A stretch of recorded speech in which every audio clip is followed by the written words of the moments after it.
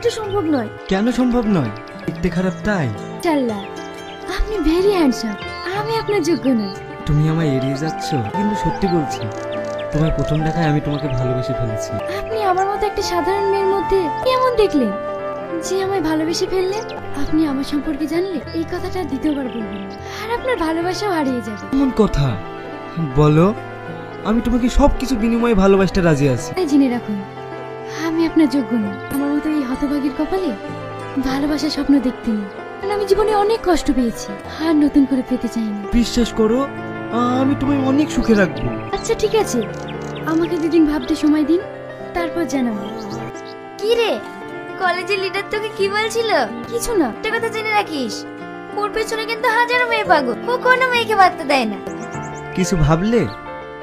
হ্যাঁ, আমি জানি আপনি অনেক ভালো মানুষ। প্রতিটা মেয়ের স্বপ্নই আপনার মতো একটা ছেলে পাওয়া।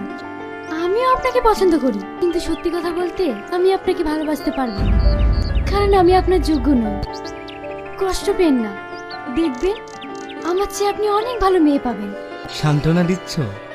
আমার অন্য মেয়ে নয়, তোমাকে চাই। আমিও তোমাকে অনেক পছন্দ করি গো, কিন্তু আমার কোনো উপায় নেই। এভাবেই আমি আমার জীবন থেকে কাছের মানুষগুলো হারিয়ে ফেলি। কিছু বলছো না? আপনি ভাগ্য বিশ্বাস করেন? হ্যাঁ। আল্লাহর কাছে দোয়া করেন, যদি আপনার ভাগ্যে আমি থাকি অবশ্যই আপনার কাছে আসবো। একটা কথা বলুন তো, আপনি প্রতিদিন এই মেয়েদের মেসের সামনে দাঁড়িয়ে থাকেন কেন? বলছি তুই নাকি ডেকে দেন না। সম্ভব নয়, যান এখান থেকে। হয়েছে ম্যাডাম, এই ছেলেটা প্রত্যেকদিন এখানে দাঁড়িয়ে থাকে, তুই নাকি ডেকে দিতে। কি? হ্যাঁ ম্যাডাম। তুই না? হ্যাঁ ম্যাডাম। এই ছেলেটাকে তুমি চেনো? হ্যাঁ ম্যাডাম, ওকে আমি চিনি না। মেয়েদের মেসের সামনে দাঁড়িয়ে থাকতে লজ্জা করে না? বাবা মা কি শিক্ষা দিয়েছে? সিকিউরিটি, ওকে ঘাট ধাক্কা দিয়ে এখান থেকে দাঁড়িয়ে দাও। যান এখান থেকে। পল্লবী, তুই না কলেজে আসছে না কেন?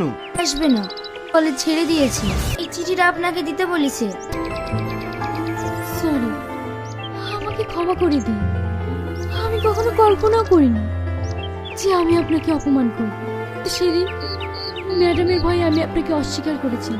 পারলে আপনি আমাকে ক্ষমা করে দিন। একটা কথা কি জানেন, আপনাকে অনেক ভালোবেসে ফেলেছি, কিন্তু সাহস করে বলতে পারিনি। সারেন ওসব কথা, যা হবার না সেটা ভেবে লাভ নেই।